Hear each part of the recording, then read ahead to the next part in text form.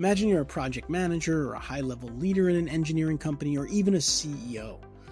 How do you decide what to work on each and every hour of your day? It's difficult to do, right? Well, in today's Engineering Management Lessons video, we're going to learn how to do it because I have with me Carrie Stokes. Carrie is a licensed professional engineer.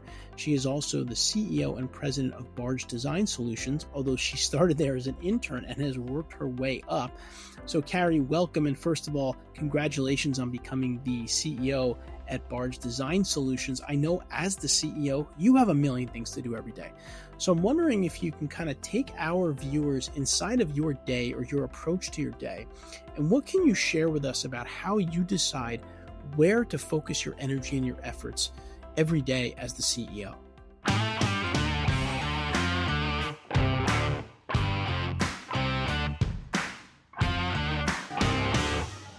That's a great question. And as I'm settling in 90 days in the job, probably one I'm still a little bit figuring out, but I would say I always kind of look at it and, I look at my kind of day ahead and week ahead and really try and ask myself, okay, are these things only I can do?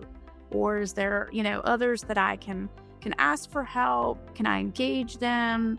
Is this how I should be best spending my time? And I always want to make sure I'm spending time with our team, right? That I'm accessible to our teammates and spending time with our clients. It's really important that I'm engaging as the CEO of Barge with our clients, doing client surveys, being available to them. And then a lot of my time is spent on our strategic growth. So we have a growth plan. How are we moving that forward? Are we making the decisions that we need to? So that could look like engaging in recruiting key hires.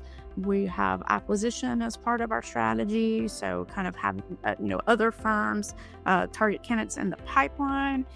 And then certainly just supporting my team, the senior leadership team, and the operation. So every day looks a little bit different, but I'm trying to make sure that I have time to take action in those areas, time to think, which is the thing that I'm trying to get better about, is actually blocking out time to think.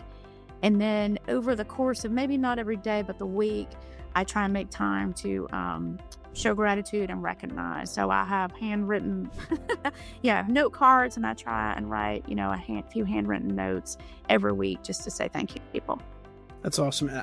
I really like also how you started that with thinking about what I don't have to do. It doesn't have to be done by me, right? I think that sometimes we overlook that because we just look at all the stuff that we have to do.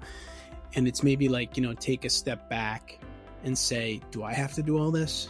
Right. And I think that's so important. Because what I'm finding is sometimes, people will put things on my calendar and it's more because, I didn't want to leave the CEO out. I thought you might want to know. But sometimes there is or isn't an expectation that I'm going to be there. And at first I was like, oh, it's on my calendar, I'm going to go.